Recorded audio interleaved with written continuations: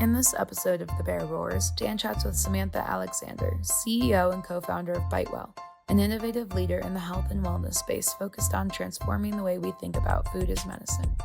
Sam has built a platform that connects consumers to healthier food options tailored to their unique dietary needs, making personalized nutrition more accessible. Her background in marketing and entrepreneurship, coupled with her passion for health tech, has driven bitewell's mission to make informed food choices easier.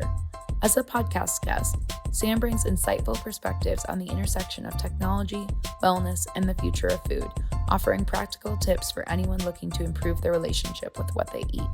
Let's poke the bear to kick off the conversation. Well, Samantha, we only met once, but it was a really exciting evening. It was fun. It was fun, and you stole the show.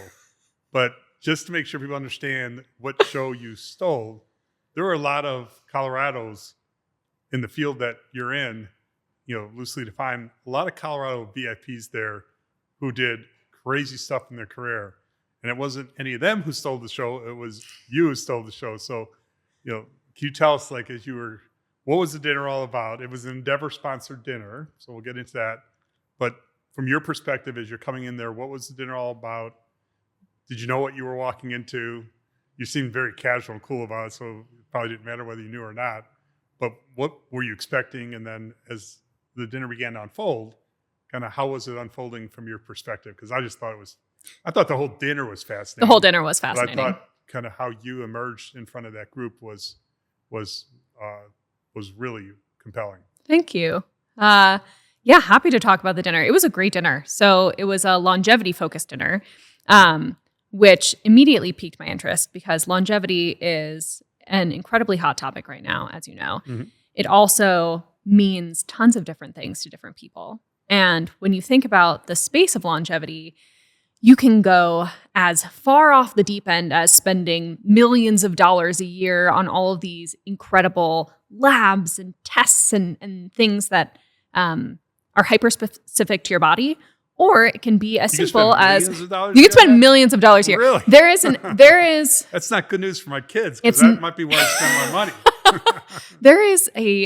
I will have to remember his name, but there is a founder who had founded a couple of companies and then went really off the longevity deep end and now spends about $1.7 million a year on his longevity and increasing his health span. Yeah. So you could do that, or you could change the way you eat. And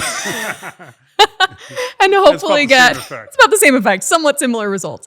No, there's certainly a lot of very interesting tech happening in the longevity space. But to me, the most important thing that we can do is take this. Which remind me at some point that one of the most insightful things you said at the dinner, which we won't get into right now, Humorman disagreed with, or at least was neutral on. So we'll come across that at some point. Awesome.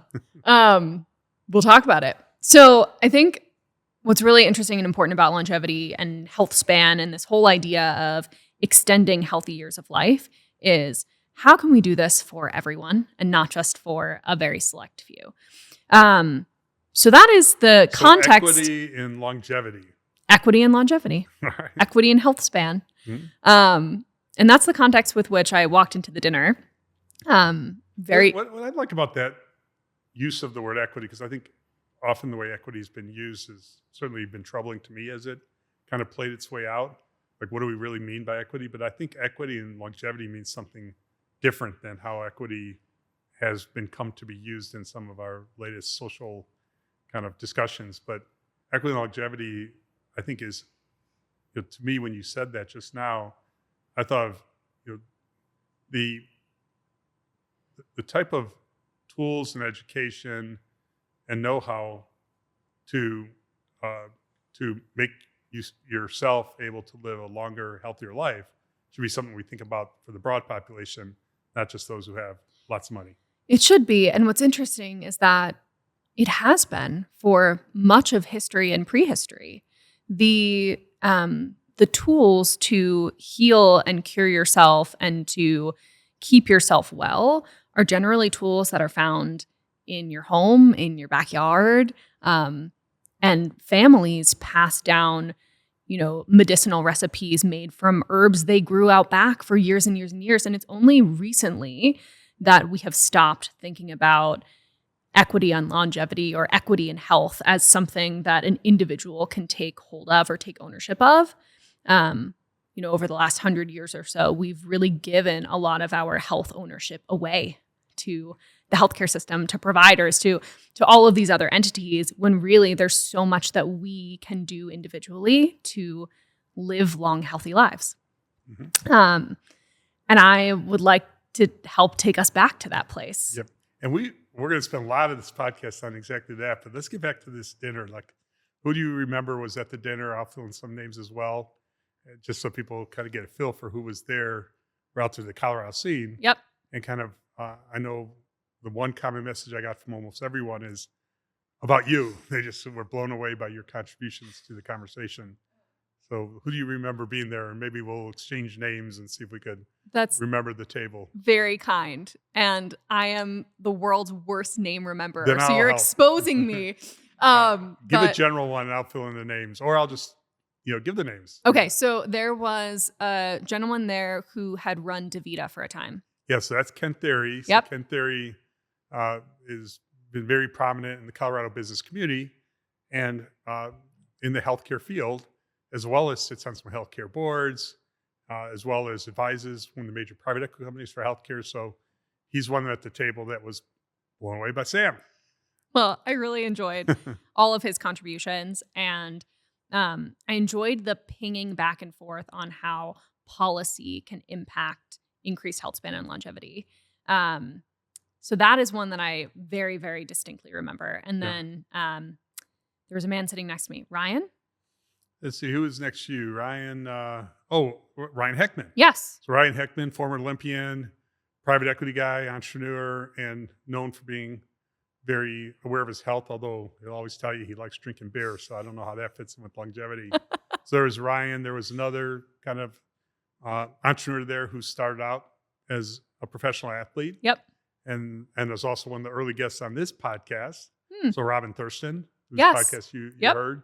Let's see, a few other that come to mind. To your beer comment, just quickly, there has been some recent research that shows that if you drink one alcoholic drink a day and then remove that at some point in your mid-30s, you can gain about a year and a half of lifespan.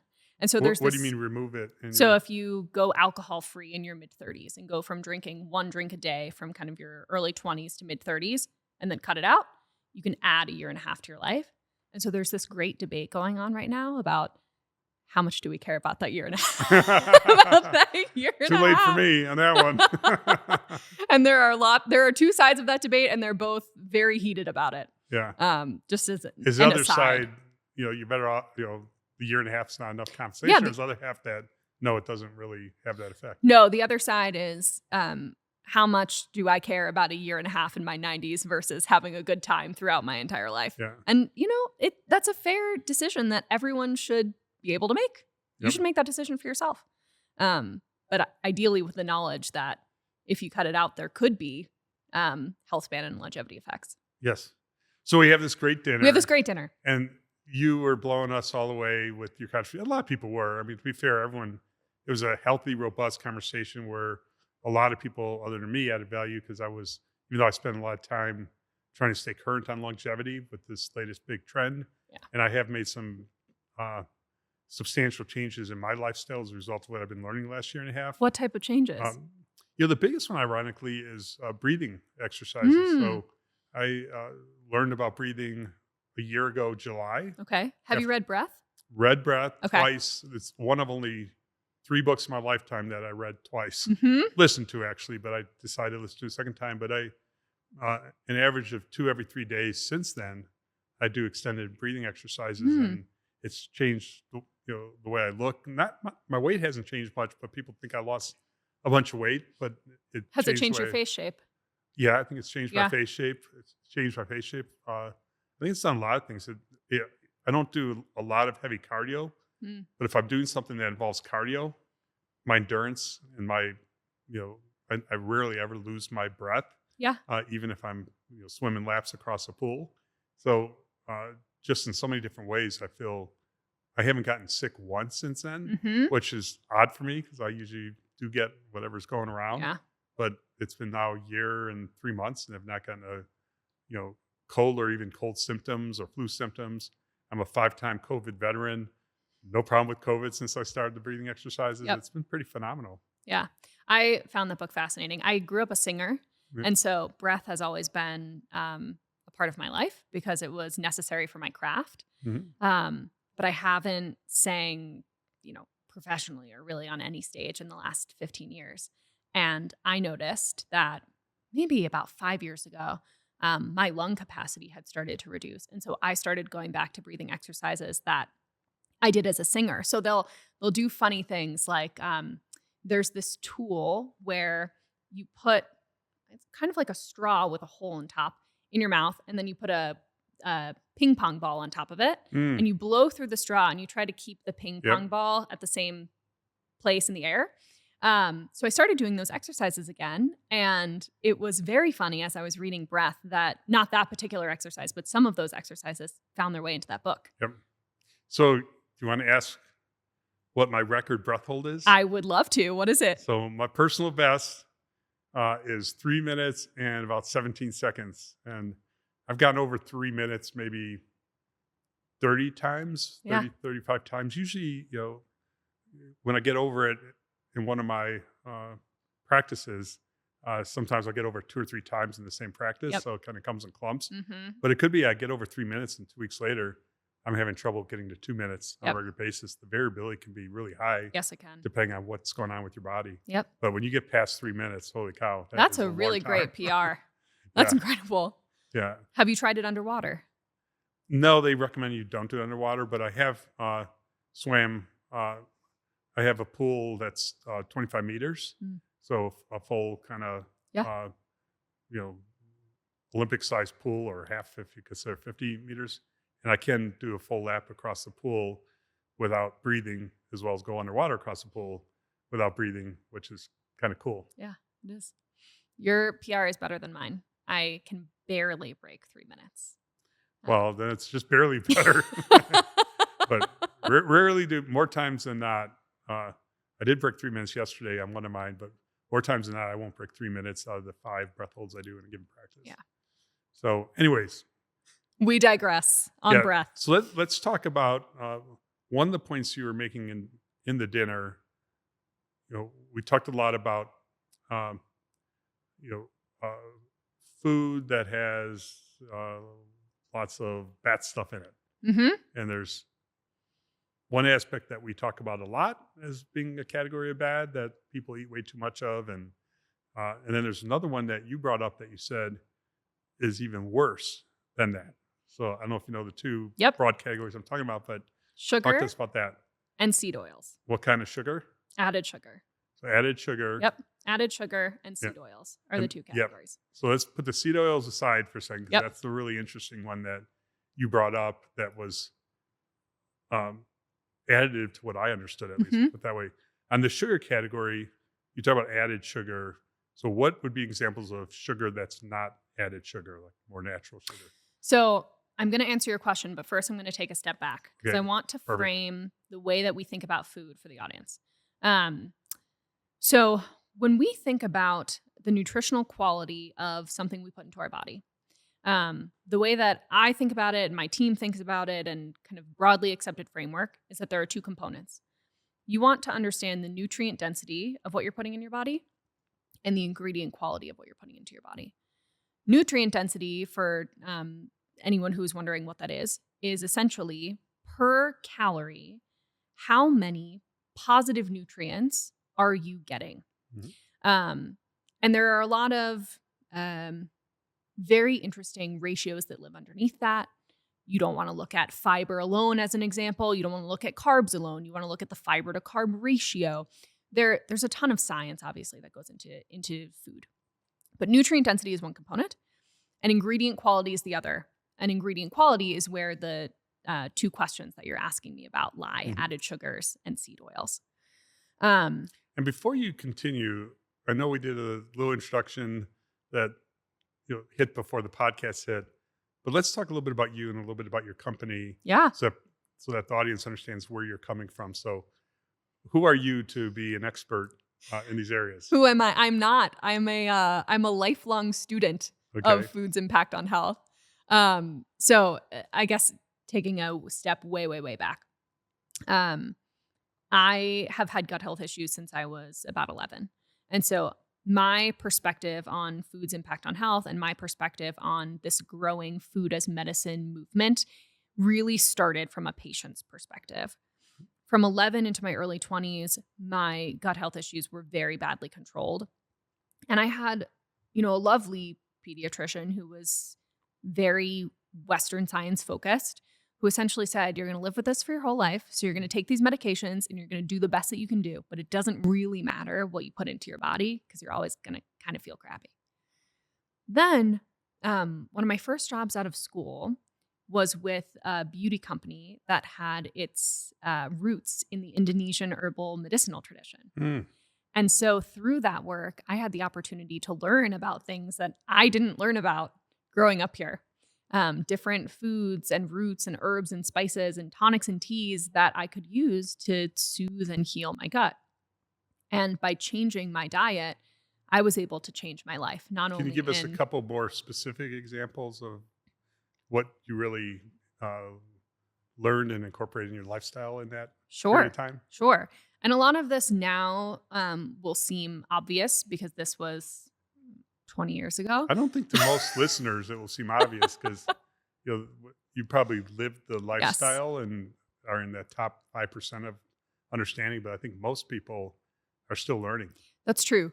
So a couple of things. So I learned about inflammation reducing roots. So ginger, turmeric are ones that we talk about a lot here. Galangal root is one that we don't talk about a lot here. So you're thinking that most of the listeners ginger and turmeric, not galangal root. Okay. So those are very interesting on their own, right? Roots that help the body to broadly reduce inflammation. But through learning about the Indonesian herbal medicinal practice, I also learned that foods in combination with each other are usually the answer versus foods alone. So for example, to boost the anti-inflammatory properties of turmeric, you want to combine it with black pepper. Yep. You can think of black pepper as a supercharger for turmeric's properties. So that was a category of things that I learned about in that space. I also learned about the importance of fermented foods. And there are lots of different types of fermented foods that people, eat and think about today, from kimchi to apple cider vinegar to kombucha. Actually, funny aside story. The first time that I ever had kombucha, it was a kombucha that the founder of that company made in her bathtub. And she brought it into the office and said, "You should drink this." And I said, "What is this? It smells like feet." Oh, geez. And was that because of bathtub or was that just the way it smelled in general? I don't know. Oh. But it was very effective. It was very effective in helping to, at that point, I was having a pretty bad acid reflux reaction. And she said that I should take just a little bit, not a whole, thing of it. This was very concentrated kombucha, but just a tiny little shooter of it every day for a couple of weeks. And it really helped.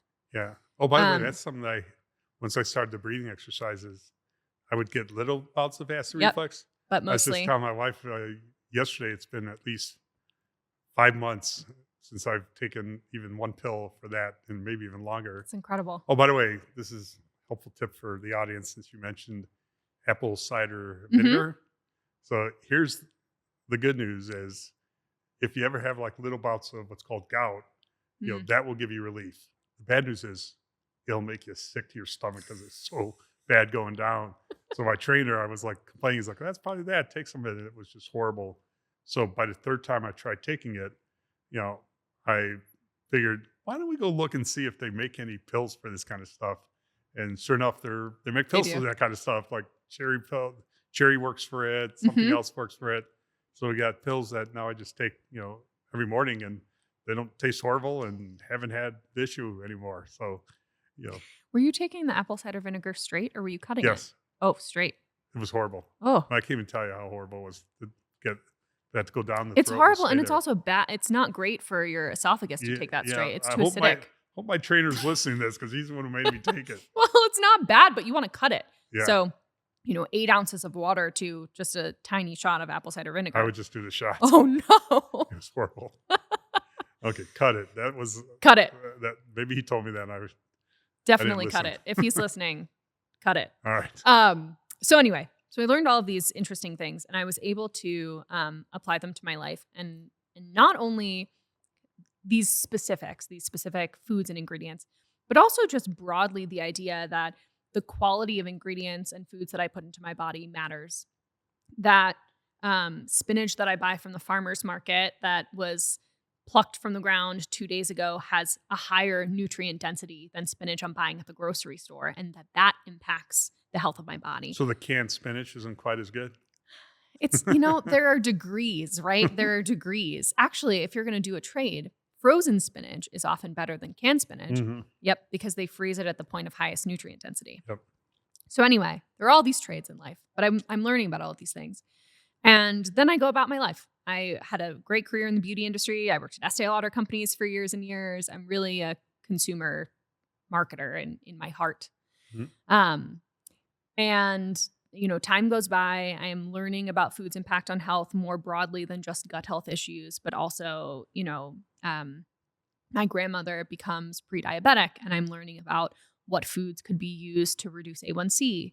And my a friend of mine is dealing with a cholesterol issue, so I go into this deep dive about whether or not dietary cholesterol has any impact on our cholesterol. Spoiler alert, the evidence is inconclusive, and we can talk about that in a second too. But I just am fascinated by the way that the human body processes food and how it can change our disease state. So fast forward, the year is 2020. The world is very sick. I am working on a cosmetics brand in Los Angeles, and cosmetics was not a great industry to be in 2020. No one was wearing any makeup. And I got connected to my co-founder. His name's Chris, and Chris has spent his whole career in the food industry building better for you brands. He was one of the co-founders of Koya, if you've heard of them, a vegan protein drink. Okay. And Chris and I were both hearing rumblings of this new category that was being developed called food as medicine, this new industry. And we took his food experience and my patient experience and decided to build a company that lives at the intersection of food and healthcare. And that company is called bitewell. So I am probably the least qualified person on my staff to be talking about food's impact on health. We have an amazing team of dietitians and data scientists and people who really have dedicated their lives to deeply understanding the science of nutrition. And I like to take all of the things that they have taught me and all of the things that the world has taught me and translate them in a way that you or I could understand and apply. And so what is the product of bitewell? What's the service of bitewell? How do you reach your customers? Yes. So the primary product of bitewell is called the Food Health Score. And the Food Health Score is a rating from 0 to 100 that tells you if a food you're about to eat is going to positively or negatively impact your health. That's what we do. The how that we came to that is actually kind of interesting. How does it know what you're about to put in your body? So you use the bitewell app to scan a food or search a food or find a food. And the bitewell app knows about you. So it knows your health conditions, your health goals, your allergies, your intolerances. If we're tied to your health plan, we have additional kind of deeper health insights, which we can be in a lot of cases. And we use a model that has looked at hundreds of clinical peer-reviewed studies that tell us what dietary protocols, think Mediterranean, keto, but more detailed than that, which dietary protocols are appropriate for a person with this profile. And then we rate the food based on that. Gotcha. So you and I could be looking at the same. I'm drinking an iced cortado with almond milk. This iced cortado with almond milk could score differently for me than for you. Ooh, I hear almond milk not good. Almond milk not good? Yeah, that's what I heard. According to who? Probably the expert Joe Rogan. What did he say about it? That I don't remember, but I think Huberman was his guest about maybe a month and a half ago. And that was one thing they both agreed on quickly. Almond milk no good. Yeah. It's interesting. Almond milk, I have a different opinion. for my body. And that assumes my memory is correct, which isn't, so take that with a grain of almond milk. With a grain of almonds. Almond milk, not great environmental impact. That's true. The environmental impact is pretty bad. But from a health perspective, my body doesn't tolerate dairy very well. And almond milk is, especially like an unsweetened almond milk that doesn't have additives or fillers, is the best option for me. Better than oat milk, which is very high carb and high sugar, better than coconut milk. Hemp milk is great, but it's not available at a lot of places. So almond is my best choice. Gotcha. For me. Everybody's body's different. So that's a product. So it scores food. It tells us what's going to work for us, what's not. But how we came to that is kind of interesting. So we're interviewing tons of people, tons of patients, people like me, people like my grandmother who have diet-related health conditions. And what we were hearing from people was very consistent. We were hearing, I know I need to eat better. So people have knowledge broadly. I'm trying to eat better. So people are motivated, but it's not working. And when you dig into it's not working and ask them, okay, what does eat better mean to you? We kept hearing about calories. We're like, I don't understand. Calories, what does a calorie have to do with eating for IBS? What does a calorie have to do with eating for type 2 diabetes? And unfortunately, for the last 70-something years, we've been trained, more than that, since the early 1900s, we have been trained that the calorie is the one metric that you look at to decide if a food is good or bad. And that is just not full. Calorie is a great measure of energy, but it's not a good measure of healthfulness. It tells you nothing about protein content or anything. And so we said, what if we could latch onto that same human behavior, the desire to have a number that tells you if food is good or bad, but put depth behind that number and fill it with everything that you and I and the rest of the world don't have time to spend our lives researching. Yep. So that's how we came up with the food health score. Great. And like a bag of potato chips or French fries would be close to 1 on the scale. And it would probably not be a straight 1. Straight ones are things like Swedish fish. Combination of Swedish, oh, you mean candy? Yeah, those little candy. That makes sense. Basically just sugar, lots of additives and fillers, and ingredients that are known to be harmful, like a red dye number 3. Gotcha. Potato chips probably fall, depending on the chips, depending on the oil they're fried in, depending on a lot of things, somewhere between a 10 and a 30. French fries. On the other extreme, like what would be examples of 80 to 100? Of great things. Most fruits and vegetables for most people fall up there. A really good example that brings to life why personalization is important in the scoring is there are people who are on certain medications where they have to limit vitamin K. And so a leafy green vegetable, which might score a 99 for me, is scoring, like a 5 for them. I gotcha. So fruits and vegetables, lean meats, fishes, whole unrefined grains. These are all things that are scoring on the higher end. Olive oil. And whole unrefined grains, what would be an example of that? Rolled oats or buckwheat. Okay. Something like that. Gotcha. Okay, so that's your company, Okay. That's your background. Yes. Now we're going to talk about both simple sugars, that's the good way to put it. It's kind of the added sugar category. Added sugar, and then yep. we're going to talk about the oil category. So yes. Tell us about those two. Okay. So added sugar is kind of as it says. It's sugar that does not naturally come from the food. So an apple, as an example, has some sugar content, but it's all natural sugar. It's not added to the food. There's been a lot of research done and opinions have changed throughout the years about, does total sugar content matter or does added sugar content matter? The latest research and what we've broadly accepted over the last decade or so is that the thing we should be looking at are added sugars, because those are the ones that are typically harmful to our health. So much so that we've now started to call out added sugar as a specific part of a nutrition facts panel for food. It's becoming mandated. Good. Which is great.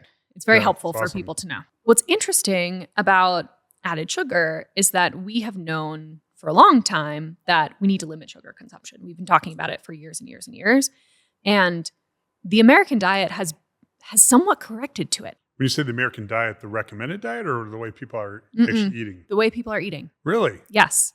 That's shocking given, maybe not here in Colorado, but if you look at the nation as a whole, Yep. you wouldn't have guessed that. You wouldn't have guessed that.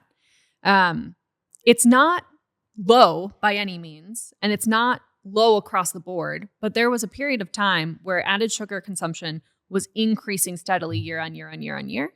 And then we had a tipping point, and added sugar consumption has started to fall. Okay. So it's begun to correct.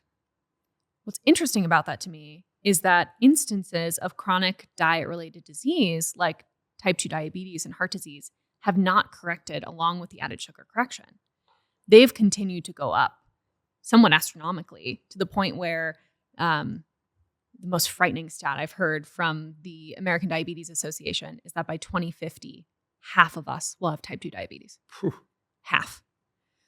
So, And I want you to talk about type 3 diabetes as well, because that was something I learned by hearing you guys talk in the dinner. It seemed like 3 or 4 people were talking about it, including you. And I'm like, I never heard of that before. But we'll come back to that. Yep. At least that was my memory from the dinner. Okay, we're going to pin type 3 diabetes. It's fascinating. We'll talk about that too. Yes. So, added sugar consumption is somewhat leveling out, dipping a little bit. Chronic disease continues to be on the rise. And so the student in me, the inquisitive person in me is asking why. And I think many people are. And we believed, I think for a long time, that the sole reason why we were having all of these challenges was sugar. And that's just not true. There are other things happening in our diets and in our bodies that are proliferating these diseases. And one of those things we think is seed oils. Just for a little bit of background context for anyone listening who wasn't at our dinner where I talked probably too much about seed oils. No, you if anything, people wanted you to talk more than you talked, so that was not a problem. So seed oils, very interesting. The first instance that's known of seed oils was created by the original founders of Procter & Gamble. They were using cottonseed oil to make candles and other things that light on fire. Yeah. Okay, this story is going to blow you guys away, by the way. So this is good. It's kind of a crazy story. Yeah. And they had this surplus of cottonseed oil, and they didn't know what to do with it, but they needed to sell it off. And until this point in history, cottonseed oil was generally deemed rancid, not something that you would consume. They realized that by adding some coloring and some flavoring, they could make cottonseed oil mimic olive oil. And they started selling it as a product. They labeled that product Crisco. Crisco. And they put it on the market as a competitor to that blue big jug that blue used to sit tub on my mom's counter, and she'd scoop it in there to fry whatever needed to be fried. Oh yeah. My grandmother just recently stopped using it in her pie crusts, but until recently, it was like the number one ingredient in grandma pie crusts. Do a lot of people still use it? I don't even know. I think so, for things like baking. Really? And the formula has changed over the years, and they've tried to do things to. It's no longer made of cottonseed oil, to my knowledge. So anyway, they created this product, and it was sort of a competitor to both animal fats like lards and olive oil, and it was meant to be your kind of one-stop shop cooking fat. Interestingly, around the same time, and when you said they added color and added flavor, but what was it they were putting in to add the color and add? I don't know. No, I don't know. The reason I asked is I thought you had said something there about I don't remember exactly, but there was something you said relative to that general topic that I think you'll probably get to in I'm sure. But not specifically for Crisco. I don't know. But I'm sure we could fact check and pull it up. It probably wasn't great. Like vitamins. Probably wasn't vitamins. So around this time, the American Heart Association was just starting up. And these guys donated to the American Heart Association and said, hey, can you do some research showing that our product is healthier for people than animal fats? And that research has been the research upon which a lot of the data around animal fat being bad for our bodies is built. And over the last 15 years or so, that research has been poked at a lot. And we have found that maybe it wasn't quite right. Maybe it needs to be redone. And so there's a lot going into So you're saying study funding dollars influence the outcome of a health study? Wow, that's novel. That's never happened before in the history of the world. No, it's really fascinating. It's just the fact that this research has stuck and no one has poked at it for a really long time. And so now we are. Now we're poking at it, and we're trying to understand if these seed oils that have been created to help us get away from animal fats are helping or hurting. And the kind of science behind the seed oils are bad headline that you're seeing out in the world is really focused on omega-6 fatty acids. So for those listening, there are a couple of different types of omegas. We, in our diets as Americans, don't get enough omega-3 fatty acids, and we get too many omega-6 fatty acids. In and of itself, a diet balanced of omega-6 and omega-3 fatty acids seems to be healthful. When people say seed oils are bad, stay away from seed oils, it's not because, frying French fries in a seed oil one time is going to kill you. It's because we already have so much omega-6 in our diet and not enough omega-3. And so this abundance of omega-6 is the thing that causes the issues. It causes inflammation. It could cause disease. We don't quite yet know. But what is going back to the original, added sugars versus seed oils conversation, what's really interesting to me about this is that when you look at the line graph of disease, sugar, and seed oils, disease up, added sugar kind of tapering out, and seed oils continues to follow the same line as disease. So we're putting more and more and more seed oils into our body. Does that mean that they're the sole cause of our chronic disease crisis? No, of course not. Yeah, that I remember when we had the conversation was when it comes to olive oil and avocado, right? Mm-hmm. You're squeezing the fruit Yep. to produce the oil. When it comes to seed oil, you're trying to extract that out of seed. Yeah, which is not a natural process. You have to throw stuff in there to make it possible for that to happen. Yes. So maybe explain. It tends to be a highly chemicalized process, especially for, of course there are exceptions, but for the broad majority of what you're buying at the grocery store or what's being used in a restaurant, it's a very chemical-filled process to extract enough oil out of those seeds to make something that you can cook with. And that is also part of the problem. Yep. So there's the omega-6 issue and there is the chemical processing issue. And it's not clear yet which of those two things or if both of those two things are causing the problems. There's a ton more research yet to be done, but we do know that there is a very strong indication. So let's kind of maybe raise that up to the earlier comment about how people can benefit, the broader population of people can benefit, and talk about some of the social challenges that are standing in the way of that. Yeah. We had a really healthy conversation at the dinner that that it's one thing to say people just need to change what they eat. They need to change their daily habits. But as you look at the broader population, there's a lot of hurdles that's standing in the way of that. So maybe we could turn the conversation to talk a bit about that. Absolutely. I'm going to start with a numbers stat. Okay. So we spend as a country about $1.1 trillion a year on food.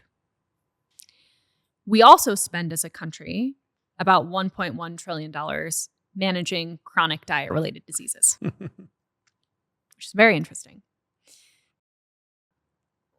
There was a Time article that spoke about this in the context of some of the new food as medicine companies that are being stood up, doing things like produce prescriptions and medically tailored meals. And in this Time article, a doctor mentions a conversation she was having with a patient who was a type 2 diabetic. And she was asking him about what he ate for breakfast, lunch, and dinner. And he said that for lunch, and I'm going to get this wrong, but it was a Spam sandwich between 2 something sweet, cinnamon rolls or something like that. And she was shocked. And she said, "Why are you eating this? This is probably the worst thing that you can put into your body." And he said that he was eating that because it is the food that he found could keep him the fullest until he could afford his next meal. That is devastating and is also true of many Americans. We have about 40 million people on our SNAP, essentially food stamps program. There are so many people in this country who can't afford food, period, let alone can make the trade for healthier food. My call to action, and I think many of ours in the food as medicine space, is what if we took some of that $1.1 trillion going toward treating diseases caused by diet and instead funneled those dollars into fueling healthy diets? Eventually, after several years of this type of massive radical change in funding, I imagine that you would start to see that $1.1 trillion in chronic disease management significantly shrinking. Yeah, because if you're on a very limited budget, what could you buy that isn't materially more expensive in aggregate than food that scores low on your meter?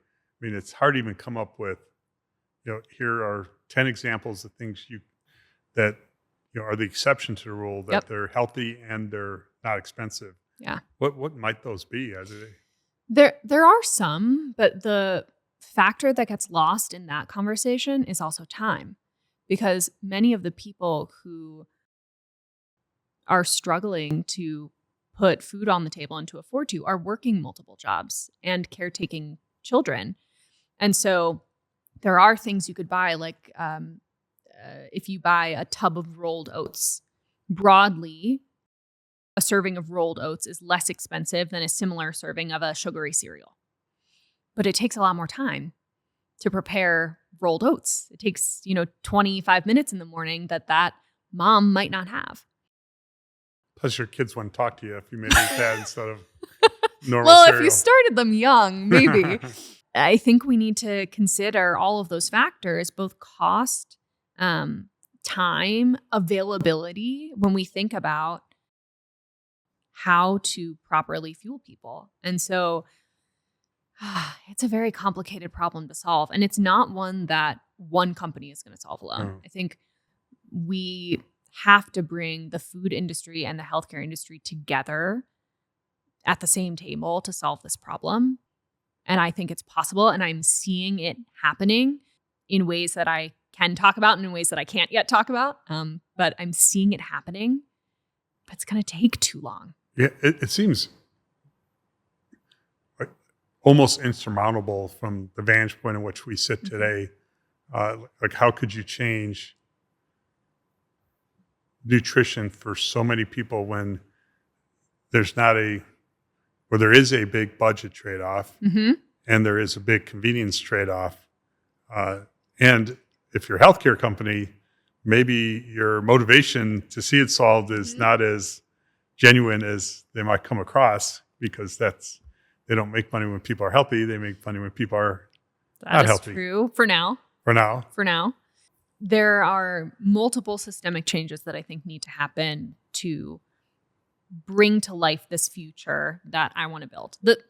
The long vision for bitewell is to build a world where diet-related disease doesn't exist. I think that's probably going to take me the rest of my life. But I'm here to do it. I think Elon will get to Mars with a fully inhabited society. Possibly. But as long as I continue extending my health span, I think I can probably get there, Mhm. by the time I'm 125. But there are some big systemic changes that need to be made.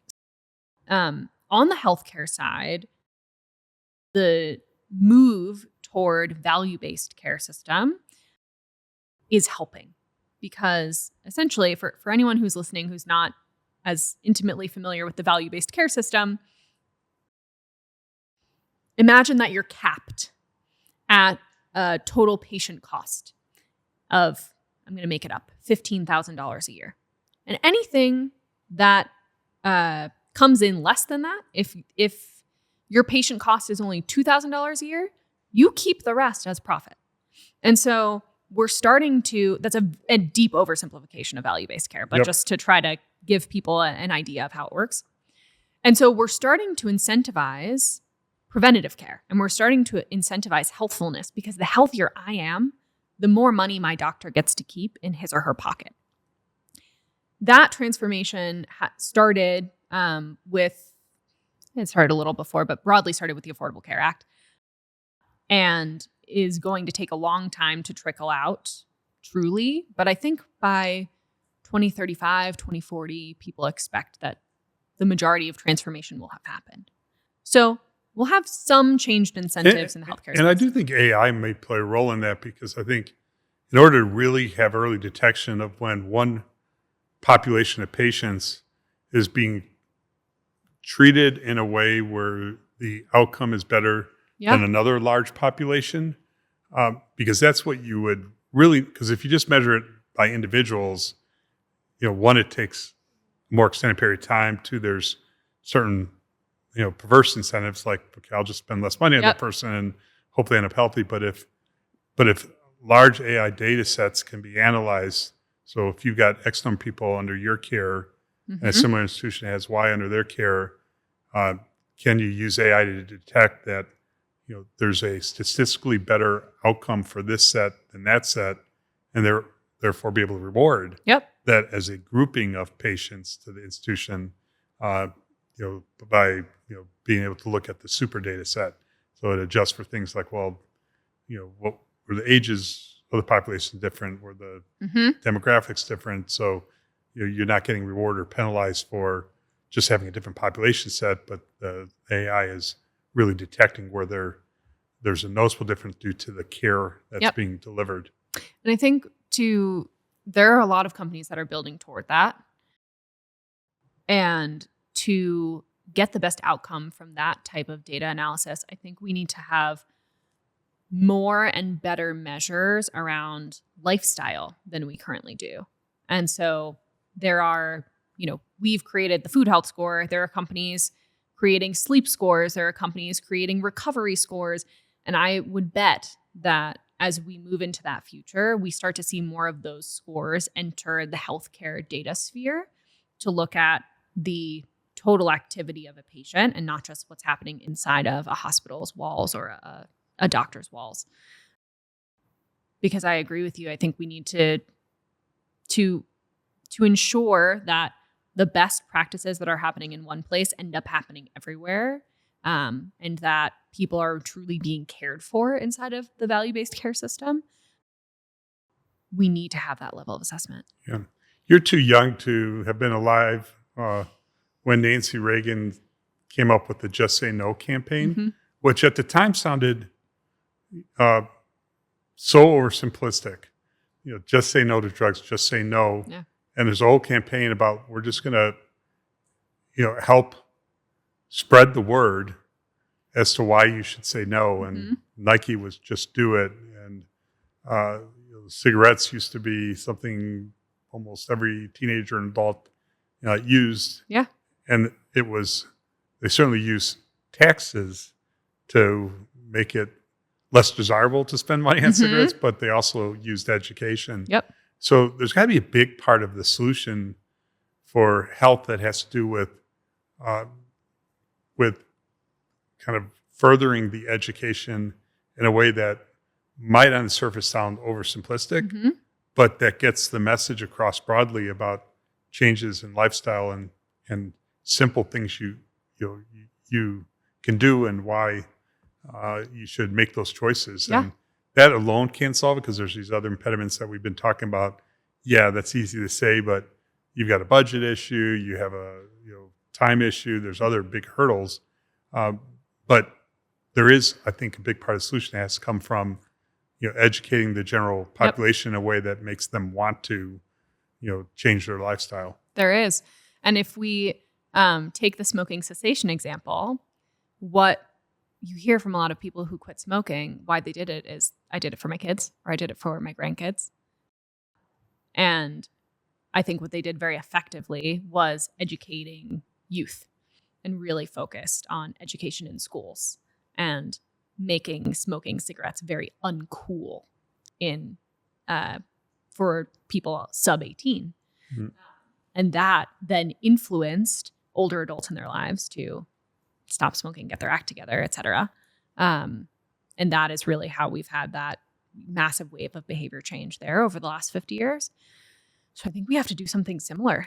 Yeah, it would be profound because think of all the biggest, most valuable companies who benefit by either selling food in stores, that food and drinks, or by selling fast food. I mean, there's so many powerful companies who would stand to lose a lot. If it was an education campaign, it'd be, okay, don't eat McDonald's, don't eat Burger King, don't drink a Pepsi, don't buy cereal, and that's really what you would be kind of educating, not just on what the alternatives are, but it would start with just don't eat these. Get that. If you're going to fill up your diet with these common foods, at the end of the day, you're not going to be able to counter that with something else. What I think is hard about that, because I've spent a lot of time thinking about that too, is just say no to drugs or to tobacco. None of those things are vital to human life, whereas food is. And if we tried that same type of campaign, just say no to French fries, just say no to hamburgers, just say no to, whatever they are. And that's the only food that's available in your house. I think we could end up with a lot of shame around food and some disordered eating around food. And so I would posit that a more powerful campaign at the kind of educational K through 12 level is focused more on what they should put into their body. But isn't there some aspect of both? I mean, certainly just say no campaign can't possibly be even half of the answer. But what word did you use? Postulate? I would postulate that needs to be part of an answer, and recognizing even what you said, comes along as baggage with that answer. I think we have to make it more simple on the here's what daily habits, here's how bad that is. Yeah. But that's not enough. Don't smoke doesn't mean you have to come up with alternative smoking. You could just say don't smoke. Don't eat this. You do have to come up with, but do eat this other, or somehow make it simple and contrasting in a way that it's easier for people to act upon it. Yeah. In my house when I was growing up, my dad was a big vegetables guy. And so his rule was vegetables with every meal. And sometimes he'd get like cheeky about it and there would be vegetables with breakfast because vegetables with every meal. And that has always stuck with me to today, where I'm making dinner for my husband and I last night, and I made a pasta, and I'm like, but we don't have any vegetables. We have to go out to the store. We have to have vegetables with our meal. And I think simple things like that, veggies with every meal, stay away from sugary drinks, those types of things can really stick. And not to move us away from education, because I think it's really important, but I think there's also some policy stuff in here that we need to address, where we've tried to make food in schools better. There's been a lot of policy work around that. A lot of it started with Michelle Obama and has since continued. But the challenge, and this is a similar challenge that we have in, the broader food space, is that the policy wasn't right, in that there were too many workarounds. The policy was written such that Lunchables can still be a covered, healthy food in schools. And that makes absolutely no sense. And we're seeing that same issue in the food as medicine space as well with medically tailored meals. If we go back to the beginning of our conversation where we talked about the two components of food, our nutrient density and ingredient quality, all of the policy and broadly a lot of the education has been focused on nutrient density. Eat more protein, eat more fiber, eat less fat, eat, whatever the trend is of the day. And so a lot of policy is developed in that way. But when we look at nutrient density, either educating around it or policy around it, in absentia of ingredient quality, we end up with meals are medically tailored if they contain, X number of vitamins and minerals. Okay, well, I'm just going to sprinkle vitamin and mineral powder over a cheeseburger with French fries, and we're going to call it a medically tailored meal. And we're having the same issue with school lunches. And so I don't know how to crack that. Are there any of the largest foundations that are dedicating themselves to the Rockefeller Foundation? The Rockefellers. Mm-hmm. The Rockefeller Foundation is really deeply focused on food as medicine right now. And I don't remember how much they committed, but it's a ton of money. Mm-hmm. And then there are a variety of private companies, both on the health plan side and on the food retail side, that have committed to this. There was a White House conference on health, hunger, and nutrition in 2022, where about $8 billion of private money was pledged to this. But when we think about $8 billion as compared to $1.1 trillion, it's a little bit of a drop in the bucket. Mm-hmm. But probably as far as how to find a path toward a solution, that's a whole bunch of money to maybe not to figure it solve out. it, but to help navigate.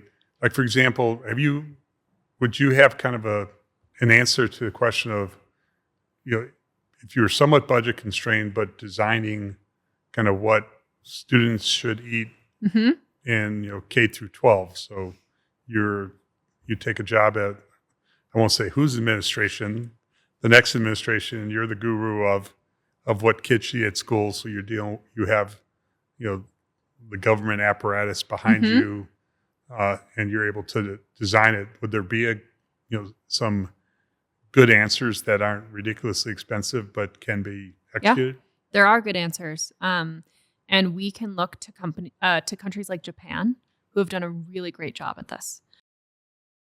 I think the way that we can balance cost and quality is by rethinking the design of food in schools. We could bring vertical gardens into schools, and we could grow fresh fruits and vegetables in a relatively low-cost manner that could then be added to every meal. You could think about teaching kids cooking skills earlier on and helping them to prepare their own foods, which would help to reduce labor cost of meals for kids in school. And those are some of the things that have been tried and tested and piloted successfully in other countries to bring nutrition to the forefront of kids in school. Those are off-the-cuff ideas. I have not been asked to join any administration in this role. Would be fascinated to. But those are my off-the-cuff answers. And then I'm sure there are lots of other creative solves if we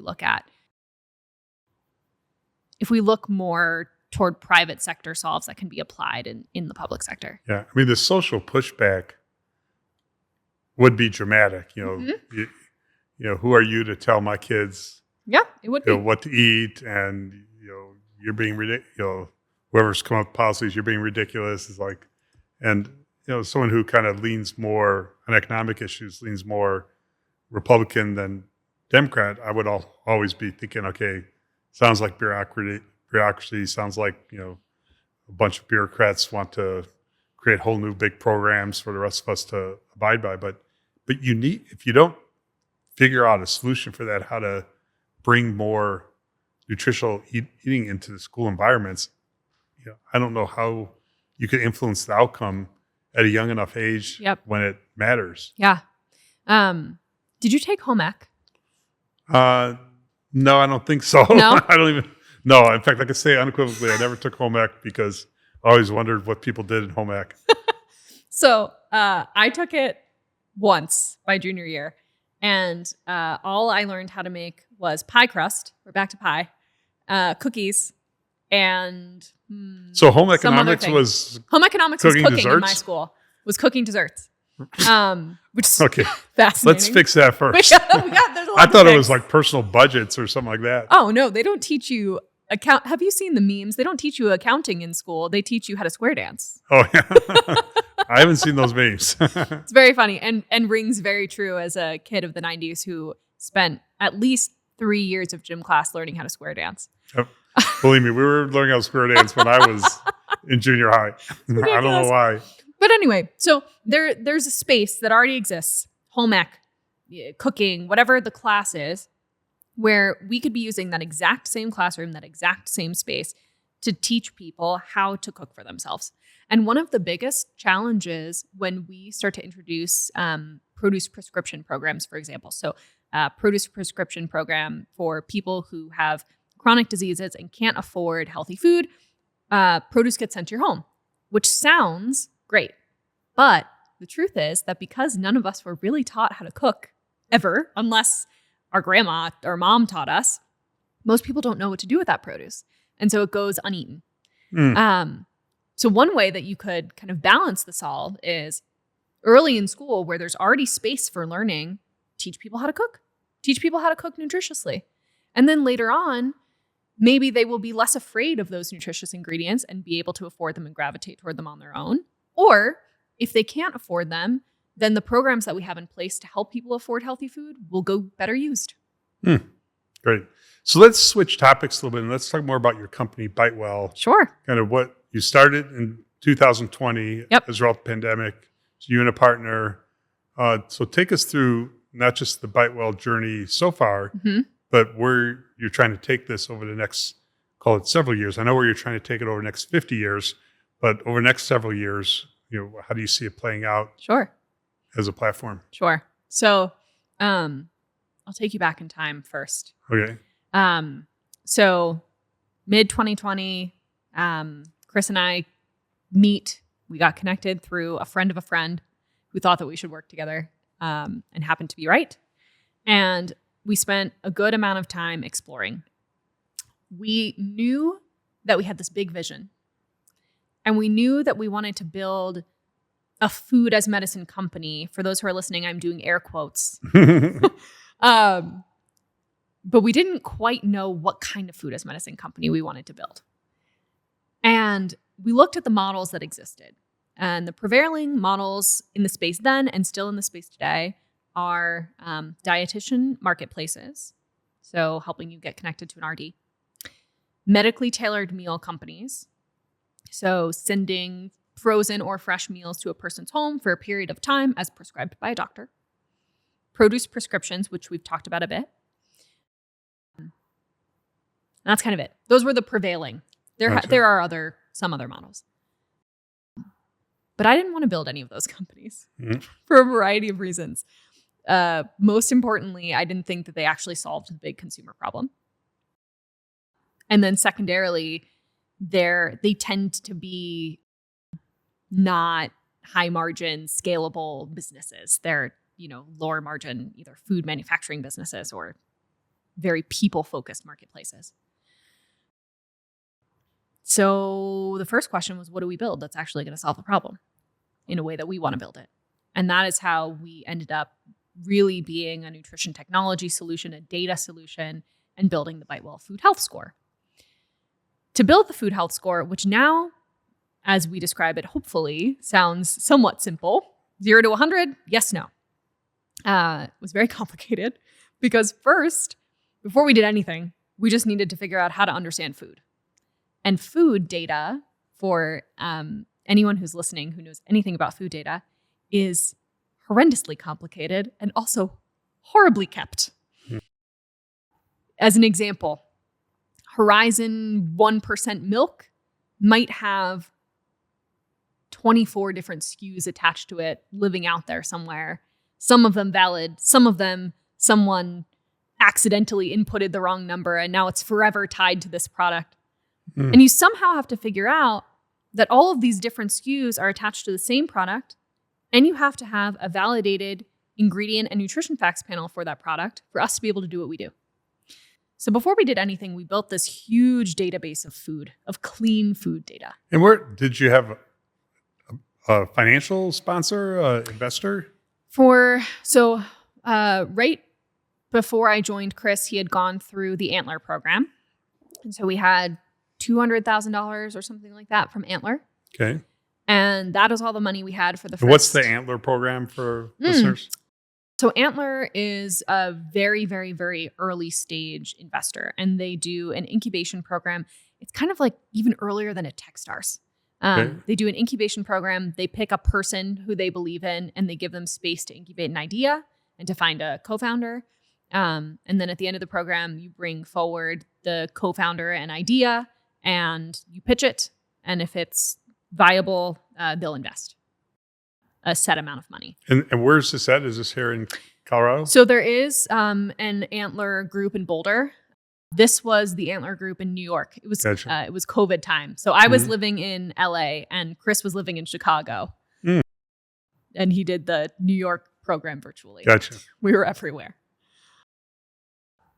So yeah, we had $200,000 for the first year and a half of our existence. Okay. To try to build the world's biggest, cleanest food database. So it took a little bit more time than that, and a little bit more funding. We have, since as a company raised about $10 million. Congratulations. Thank you. From really incredible supporters who see the vision of what we're doing and who I think believe in us because we are a mission-driven company that is capable of venture backable returns. And it's the combination of those two things that gets people excited. Yeah. And can you share who are your largest investors are? Yeah, sure. Refinery Ventures, Peak Bridge, Peterson in Salt Lake, Lead, which is the Adidas family's venture fund, and then a variety of others who have supported us over the years. Gotcha. Okay. Yep. All right, so we're still back in time. So we're trying to build this massive clean food database. We end up building some version of it, smaller than we had originally wanted, and it has since scaled a lot. And then we had to figure out how to build the score. So we brought dietitians in-house. We worked with external dietitians. We worked with DOs. We worked with MDs. We worked with healthcare researchers. We worked with institutions to build out the scoring model. So now we had a really cool product, and we had to figure out how to commercialize it. And if I were to do it again, maybe I would have figured out how to commercialize it before building the really cool product. But maybe not. I don't know. I don't know that our commercial path existed when we started building. Yeah. I actually don't think it did. And so we were building into a trend, which is a really interesting place to be and to build. Yeah. So we have this cool product, the score. We're trying to figure out how to commercialize it. We do way too much at the start. We try to build a whole app around it. It's overly complicated. And sell it into dietitians and nutritionists to work with their patients. That's how we first started. We quickly decided that was just too much of a build to do. That didn't make any sense. Mm-hmm. And so we started having conversations with health plans and employers, essentially the payers of our commercial healthcare system, who were very interested in food as medicine solutions and became very interested in our score, and specifically in using our score to decide where food as medicine dollars could and could not be spent. And so that is how we began to commercialize. We work with health plans, and we work with employers. They use bitewell to give dollars to people who have diet-related diseases.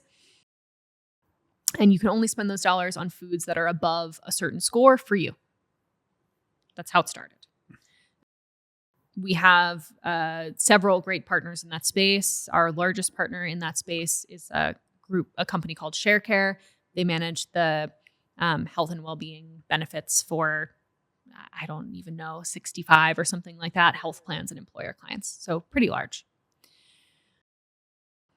And then more recently, we have had food retailers come to us, so the other side of our bridge between healthcare and food, and say, hey, we're really interested in this score that you have and using it at retail. And we don't know what that means yet, but we think there's something there. And so the business has evolved into the ecosystem that I always believed was possible, but thought would take a longer time, where the food health score is the quality arbiter, essentially, that measures the nutrition security of Americans.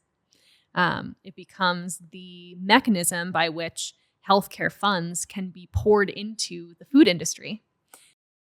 And we can do that in a way that returns really interesting data back to our healthcare providers about the quality of what people are putting into their bodies. Yeah. And how do you know what a person really puts in their body? Are you relying on them to self-report, or what? Is there some other mechanism that gives you, the source of truth? Good question. So we haven't yet installed cameras in people's glasses, but at some point we will. No. There are two ways that we have information about what people are putting in their bodies. The first is by tracking what food you buy. And a really interesting study came out maybe 2 years ago that showed very high correlation between the food that you buy and the food that you actually eat. So if you tend to buy healthy food, you generally eat healthy food. Maybe once in a while you eat something else. If you don't, you don't.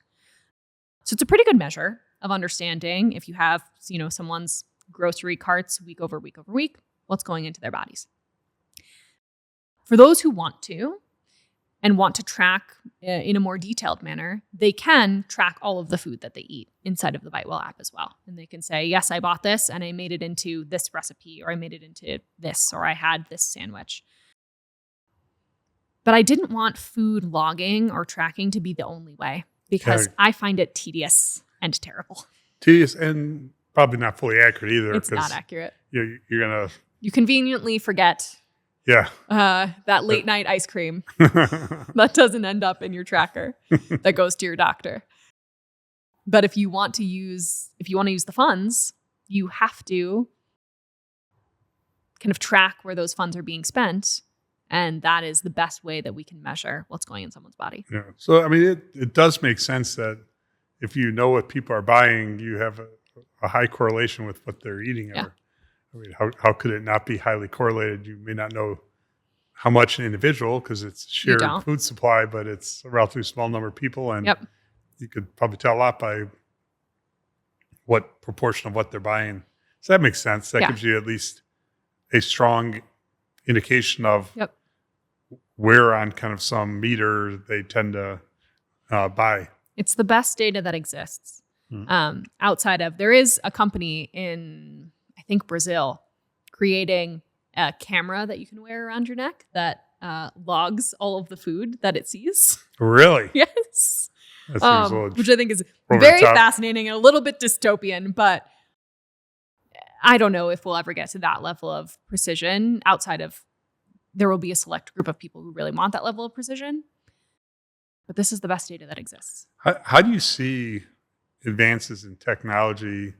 Certainly everyone wants to talk about AI right now, which I think is worthy to talk about. Absolutely. But are there other also advances in technology that you think will have significant upheaval in the topic of how people eat? So not all of longevity, but the nutritional side of longevity.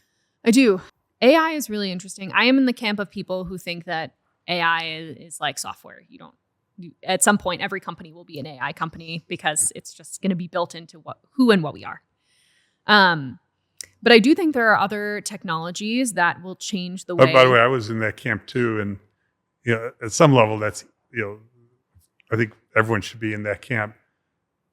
But only in the recent days have I started to hear stuff that's made me realize why this bigger set of both threat and and I'll use the word curiosity, but curiosity sounds like too light a word, that AI is something fundamentally different that no one's quite sure where it's going to go and how quick it's going to get there. And what really opened up my eyes to that was the new series that was just dropped on Netflix that Bill Gates is the host of. And when they explained on one of the either first or second episode, that even those who are building these generative AI models don't know how the computer is solving for the intelligence to work the way it works. They don't really know how it's happening. They know they're feeding it, just incredible amounts of data, and it is learning through basically really rapid trial and error on what's the best word to follow the previous word. And by learning that, it develops the ability to sound extraordinarily intelligent and all-knowing. But is that how intelligent works in us? Or how is it they could do this and figure out what's the right sequence of words to say next that makes it sound so robust, so conversational? They just don't know how it's capturing that intelligence and using that intelligence, if even intelligence is the right word to describe to that, but it's somehow assimilating a bunch of information and figuring out on its own what to do next with it. And they're like, if that's already happening to the nature it's happening this quickly after, they began to give computers opportunity to train themselves, if you just fast forward a handful of years, where is it going to be, let alone a handful of decades? And people don't know. So there's something more profound than just, hey, it's just the latest kind of thing you talk about when you talk about software. There's something more profound than that. That's fascinating. I need to watch this series. Yeah. When did it drop? Just, I think just last week. Because I just got out of the Den AI conference, and I, like I often do, wake up in the middle of the night, about 3 or 4 in the morning, and I have to watch something for a while to get back to sleep. And I put that on and watched it. I think it was Thursday, Friday morning. And it was like, holy shit. This is now I get what people are saying that sounds like, sounded a little extreme to me, but now I'm like, okay, this is something to keep a close eye on. Yeah, definitely. Outside of that. Yes. I think the things that will really change the way that we can take ownership of our own health. Right. Actually, before we go outside of that, when you start to understand the nature of that's what Gen AI is doing, it would be interesting if you then, someone from your vantage point who's trying to solve for what someone should eat. Like what should I eat next? Yeah. Could AI tell me what I should eat next in a way that, it made sense of all this data that you fed it, and wouldn't have been what a human would have answered that question with? It would have been something much more profound. Yeah. That might even be the future of kind of what you're trying to do. It definitely can. We half joke, but not really, about this concept that we have called just show up. And the idea is that at some point, the data that we have is going to be so rich, and Gen AI's ability to interpret that data is going to be so sophisticated that not only will we know what you should eat at any given time, we'll know what you want to eat based on your patterns and the bio data that we have about you. We'll know where you are, and we'll know when you're hungry. And so ultimately, you can imagine a future where food just shows up. Exactly the right food at exactly the right time at exactly where you are with exactly what you want to put into your body. I don't know. I think that could be where we go. I don't think that's where we're going to go for everyone, but I think it could be a way that this evolves. So let's, and if this is not a good path to take the conversation, we don't need to take it there. But can you give us some foods that are really high in nutrition that wouldn't be the most obvious that the average person listening to this would think of? Like what are some really special things that people should be aware of to put in their bodies? Oh, that's a good question. I'm trying to think about where I focus. Well, you talked So- about it in Japan that they put better, more nutritional meals in front of their students. Yeah. What are examples of what you'd find in Japanese schools that fit into that comment? Yeah. So you'll see lots of fermented foods like kimchi. You'll see. What is kimchi? I'm not even sure I know what that is. Kimchi is fermented cabbage, right? Can someone fact check me? Yeah, fermented cabbage. Okay.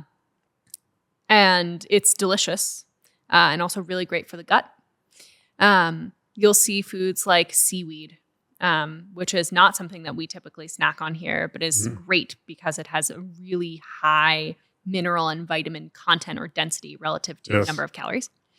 A couple of other foods that I really enjoy and don't think get enough spotlight. I love pasta. I'm Italian. I grew up eating pasta way too much. And I have grown to really enjoy lupini bean pasta. Are you familiar? I'm not. I'll say no, but I'm somewhat familiar with it. Yep. But I want to enjoy pasta more because I'm Italian too, and I've cut most pasta out of my diet, and it's probably the heart. Cheeseburgers, if I avoid the buns and it's really good meat, I'll feel comfortable eating, here and there. But pasta, I have to reserve those for very special situations, and would love if I could justify eating more of it. It's very hard. It's really hard. I'm going to take us down a path and you bring me back if you don't want me to go here. But what I think is really interesting, I use the pasta example a lot, is the way that we make food here is different than the way that other parts of the world make food. And so, yes, we can make better choices with the food that we have available. Yes, we can educate about nutrition and cooking in schools and broadly. But we also need to address the just fundamental differences in how we manufacture food. So, pasta here is generally made from highly refined grains.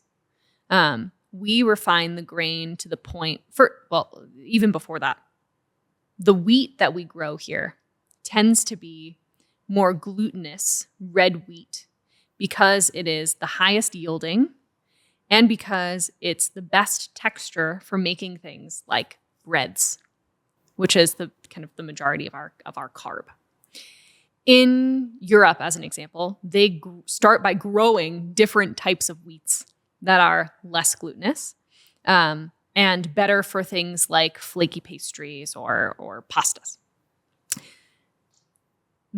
So we start with different wheats, which are problematic.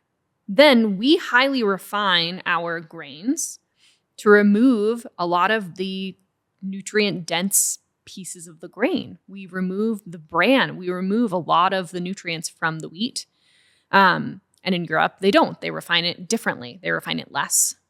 And so because we do that here, we add back nutrients. We see a lot of, enriched wheat pastas on our shelves.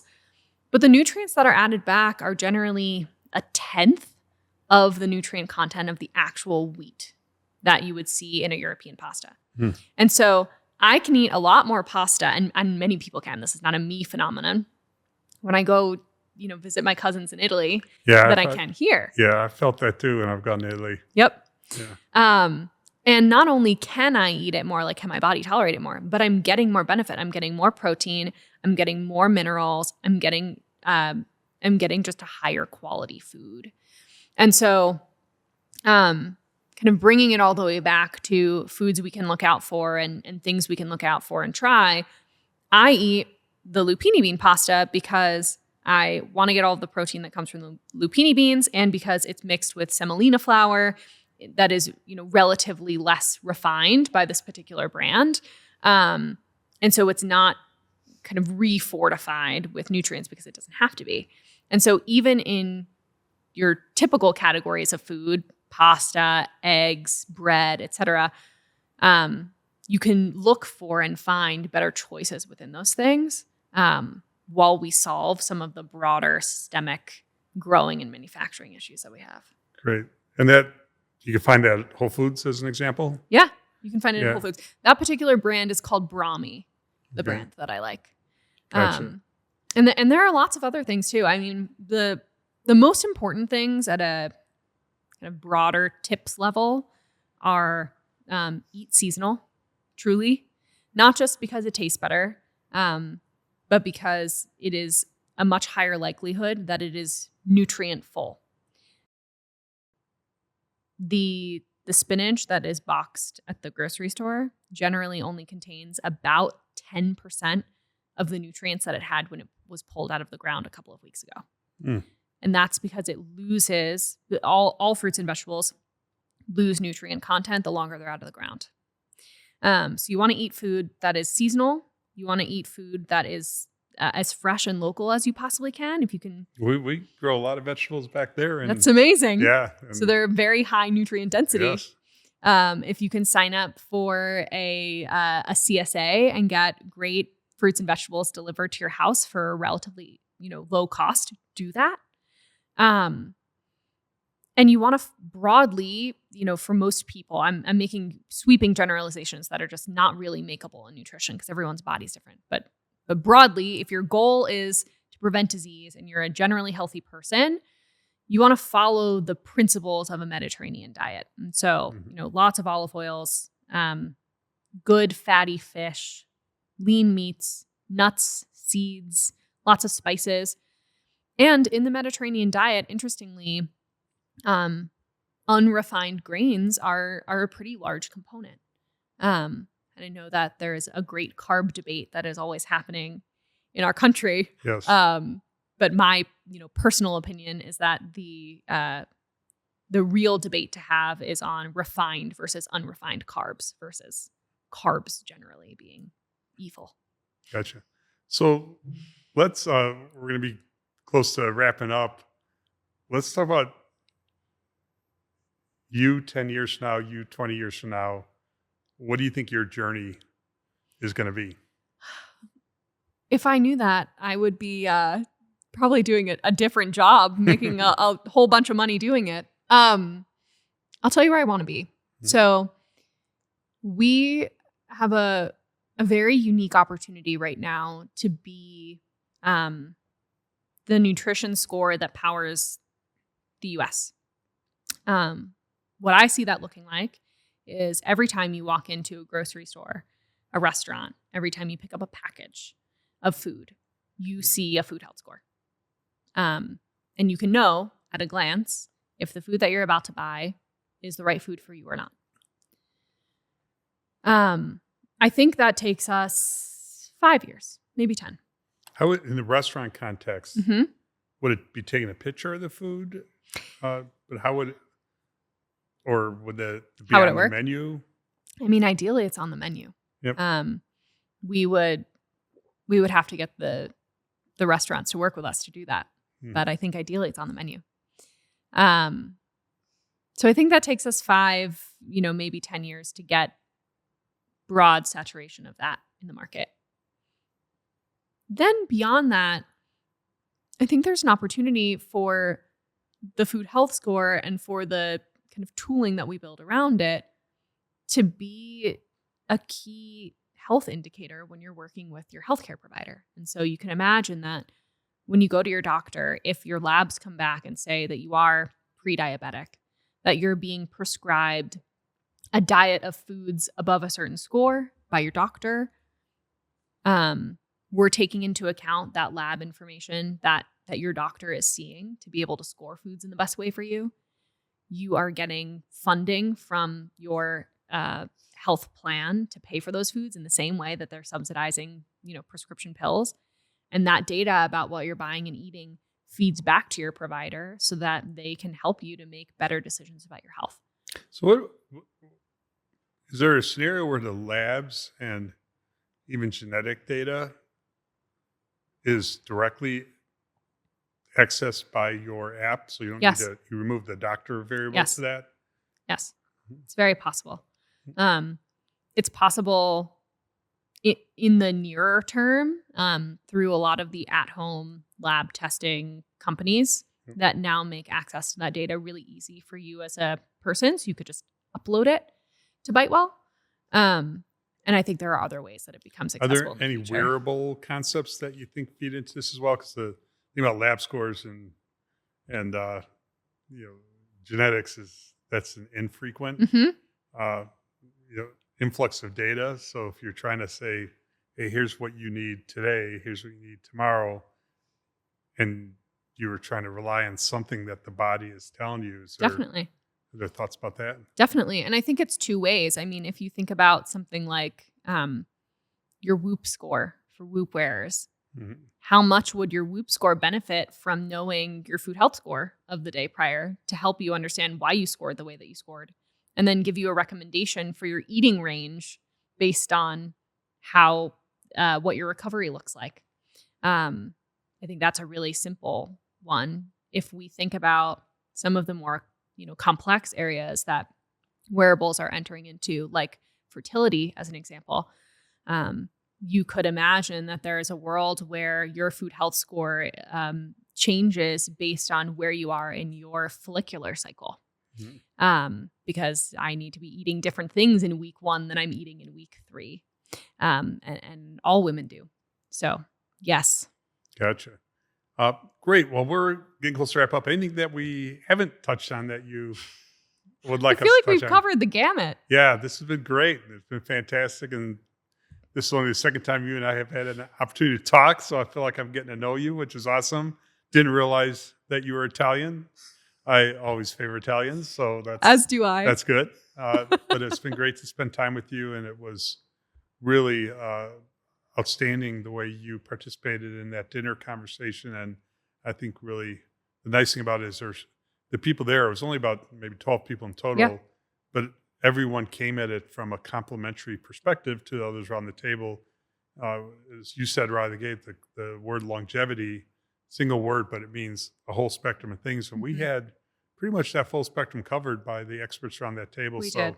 The conversation was really memorable. And by the way, the NPS score from all the participants was a 10 out of 10. It was perfect score. It was it was truly a wonderful dinner. Yeah. It was very memorable. I think it was one of my most memorable Colorado group experiences. Yeah. And that's really part of the purpose of this podcast is to celebrate and recognize the people who are doing things that make a big difference for our broader community here in Colorado. And you're definitely one of them. And so glad you're one of our guests on the show. So thank you. All the luck in your business and great getting to know you. Appreciate it. Thank you. This was wonderful. All right. Great.